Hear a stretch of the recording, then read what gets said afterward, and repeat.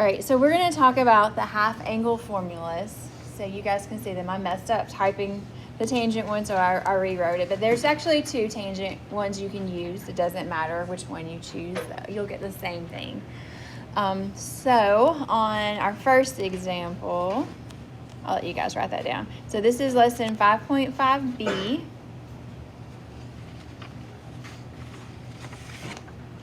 Half angle formulas.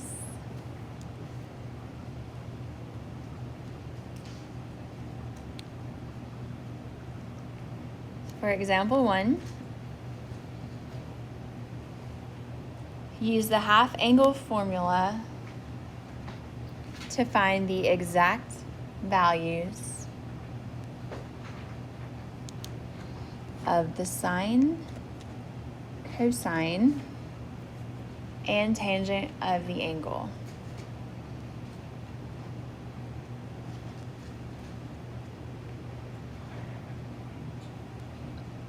And our angle is 165 degrees. Now what we need to figure out is what is 165 degrees half of? Like what angle can we take half of and get 165 degrees?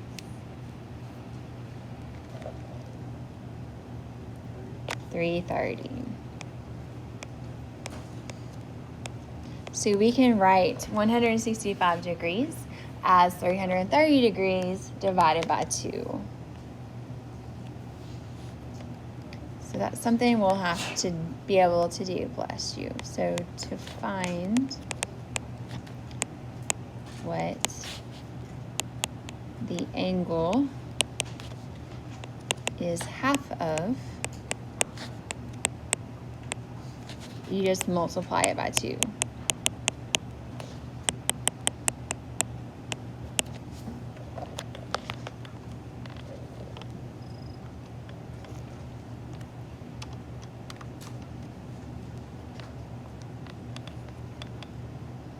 All right, so that means that in our problem, for this u is going to be 330 degrees. All right, so I'm just going to go ahead and just rewrite. Let's start with the sine. We're going to find the sine of 165 degrees by finding the sine of 330 degrees divided by 2. Now 165 degrees is not special, but 330 degrees is special, so we can use 330 degrees and half of it to be able to do this formula. All right, so I'm going to use number 36. Now, we do not do plus or minus. We do one or the other, all right? So is the sine of 165 going to be positive or negative? What quadrant is 165 degrees in? Right, quadrant 2. So is the sine going to be positive or negative? Positive. So we only do one or the other. So for in this case, the sine of 165 degrees is going to be the positive square root.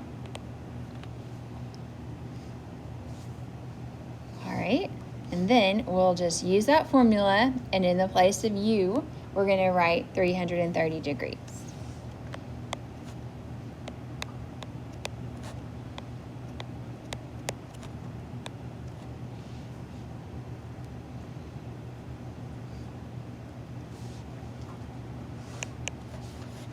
All right, now we spent a lot of time talking about the special angles and the different quadrants with radians. Like we drew this thing, the X thing, every single day for like a week. It also works for degrees. So do you guys know what the reference angle is for 330 degrees? It would be 30, because we're gonna go ahead and just do this X for 30 degrees.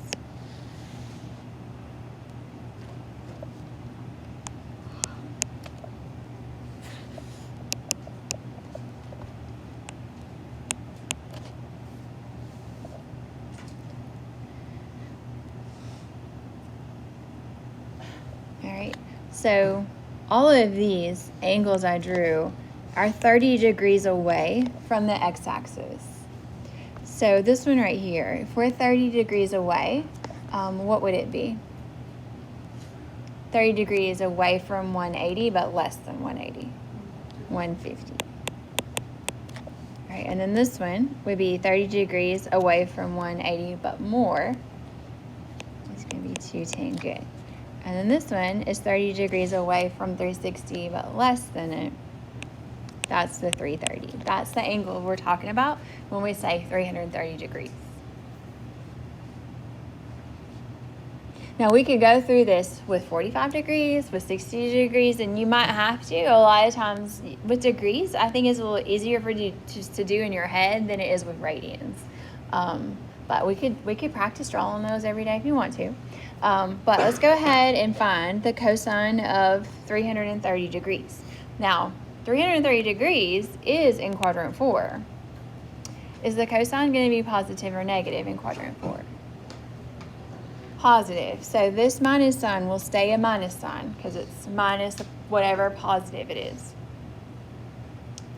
And then because the 30 degrees is the reference angle for 330, we would use our 30-degree finger whenever we're finding the cosine of 30 degrees. And then we're going to do the square root of the top fingers over 2.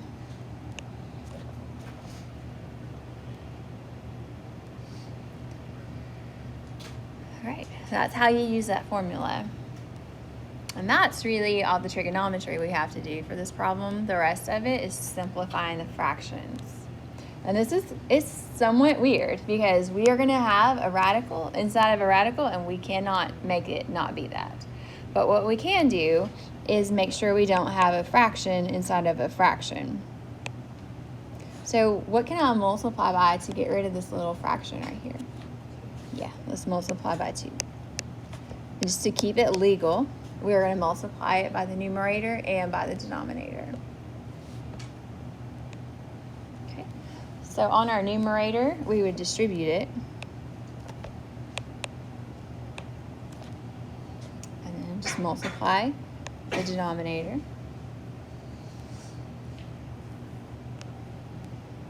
All right. And then one more thing we need to do. So we're going to do the square root of the numerator over the square root of the denominator, which is just 2. That is the exact value of the sine of 165 degrees. All right, so your answers for sine and cosine today are going to look very similar to that. We might have the plus and minus change, but they're going to look a lot like that. Bless you. All right, any questions on that? Okay, let's go ahead and do the cosine of 165 degrees. So that's the same as the cosine of 330 degrees divided by 2. Because if I divided 330 degrees by 2, we would get 165. All right. Now, we're finding the cosine of 165 degrees. We're going to do either the positive or the negative square root. So is the cosine of 165 going to be positive or negative? Negative. So it's going to be the negative square root. And then this one is 1 plus the cosine of 330 degrees over 2 underneath your square root. Now, since we already did the sine, finding the cosine actually is pretty easy because we've already done all the work with the other one. So we already figured out that the cosine of 330 is, let me make that a little better, is square root of 3 over 2. All right, and then we already know we have to multiply by 2, and then we pretty much already know what we're going to get.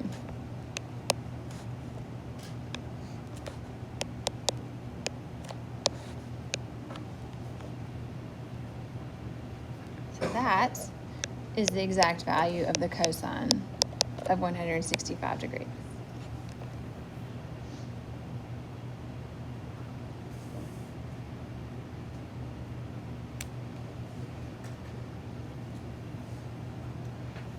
Okay.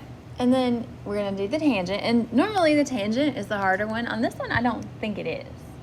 I think it works out kind of nice, actually. So tangent, you have another option on your paper. I'm just going to go ahead and use this one. We're going to do 1 minus the cosine of u over the sine of u.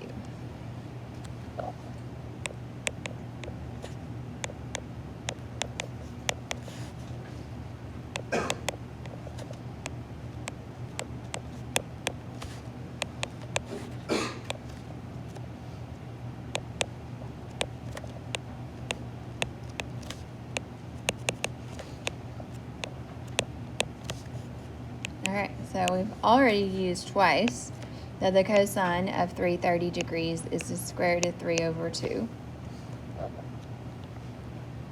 Now we do need to figure out the sine. So we still use our 30-degree finger. Is the sine of 330 going to be positive or negative? Negative. Alright, and then we're going to do the number of bottom fingers over 2.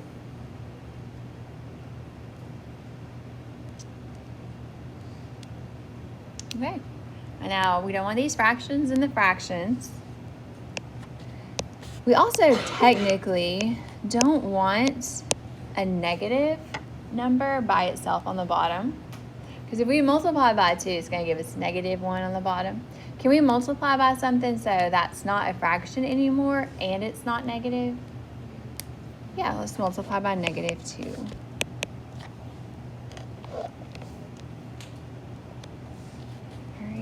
So we'll distribute that negative 2 in the numerator. What are we going to get in the denominator? 1. Do I need to write a 1 in the denominator? Nope. So that is it. That is what the tangent of 165 degrees is. All right. Are y'all good? Okay. We are going to do one that's a little different. On this one, we're going to have to draw a triangle. All right, so your directions on example 2 are A, determine the quadrant in which u over 2 lies, and B, find the exact value of the sine of u over 2.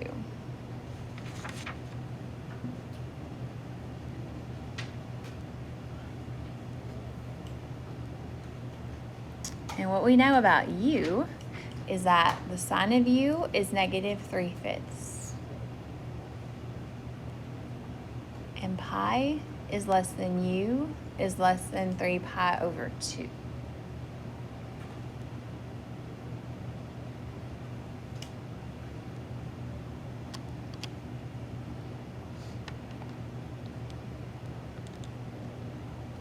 Okay. So first, before we start thinking about u over 2 or half of u, let's just think about u. So what quadrant is u in? 3. Go ahead. All right, so what I'm going to do is just come up here and draw quadrant 3.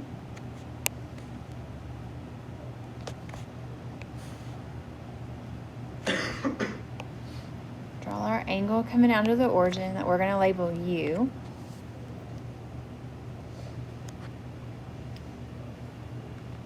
All right, and what we know is that the sine of u is negative 3/5, so the opposite is 3, and the hypotenuse is 5. What do you guys think about the adjacent? 4. Okay, so we're ready to start answering questions. So let's think about our quadrants in terms of degrees for just a second. And you don't have to write this down unless you just want to. I'm going to come over here. The A part is telling us to figure out which quadrant half of u is going to lie in. So I want you guys to find an angle, any angle, in quadrant 3 in degrees. Just name one. What's an angle in quadrant 3 that's in degrees? Doesn't have to be special, just what? 200, okay. So we're going to say 200 degrees. What is half of that? 100. Where is that? What quadrant is that going to be in? Quadrant 2. Okay, give me another one in quadrant 3. 260. All right, what's half of that? 130. Also in quadrant 2. We could do this all day. We could pick lots and lots and lots of angles in quadrant 3 and take half of them. Always when you take half of an angle in quadrant 3, it lands in quadrant 2. So let's take this angle right here. That's 100. What's half of it? 50. What quadrant is that going to be in? Yeah. What about half of 130? 65. Also in quadrant 1. So if we take half of an angle in quadrant 2, it's going to be in quadrant 1. What about half of 50? Right, so it's half of an angle in quadrant 1. It's going to still be in quadrant 1. All right, we have one more. I got too much going on. It's making me sick. Okay. What about an angle in quadrant 4? There you go. What's half of that? 150. What quadrant is that in? So quadrant 4, half of that is going to fall in quadrant 2. And I don't expect you guys to remember. I mean, just straight up remember that, and it's fine. But I do expect you to be able to pick an angle in whatever quadrant that's in, take half of it, and know the answer. So if your angle is in quadrant 3, half of it is going to be in quadrant 2. For sure. All right, and then B asks us to find the exact value of the sine of u over 2. All right, I know that u over 2 is in quadrant 2. That's what I just did. Is the sine going to be positive or negative? Positive, so it's going to be the positive square root. All right, and then I'm just going to bring over the formula. 1 minus cosine of u over 2.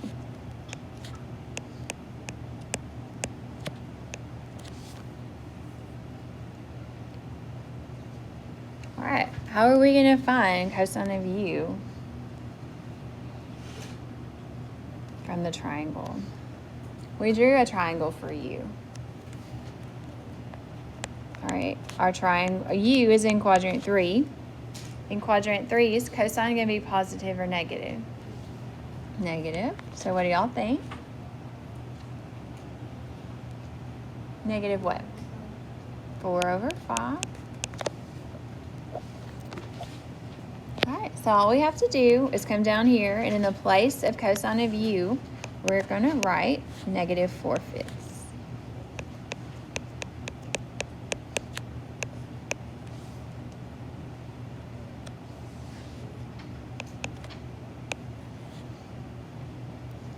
All right, then I'm just going to clean that up because we know we don't do minus and negative.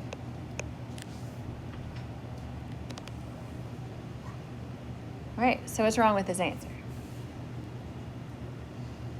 There's a fraction and a fraction. What can I multiply by to fix that? 5.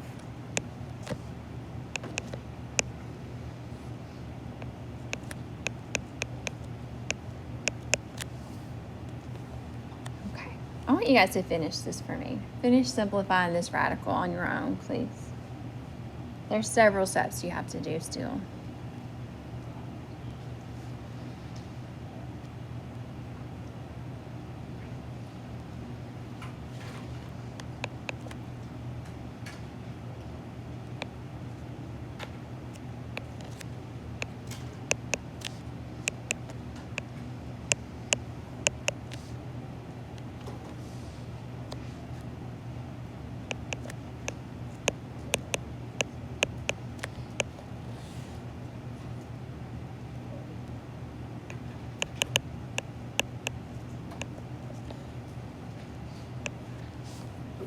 Okay, did y'all get what I got? Good.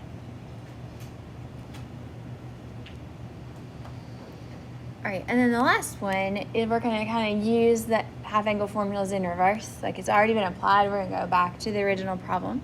So example 3 says to use the half angle formulas to simplify. And we have the square root of 1 minus the cosine of 6x over 2.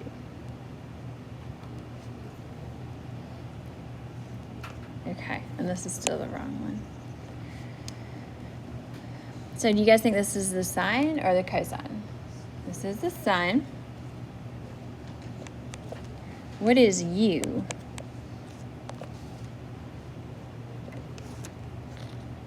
What do y'all think?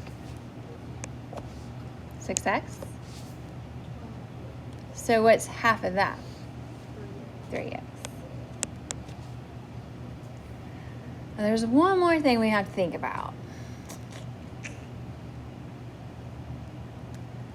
Because this is the principal square root or the positive square root.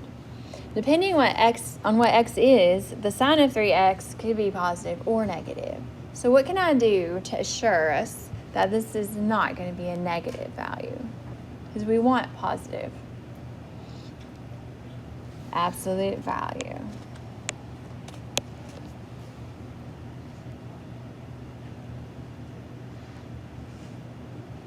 All right. Any questions? All right, you only have 6 problems, but I'm pretty sure that's because several of them you're doing the sine, cosine, and tangent, so there's like 3 problems in one. So it isn't a particularly short assignment, even though it looks like it is.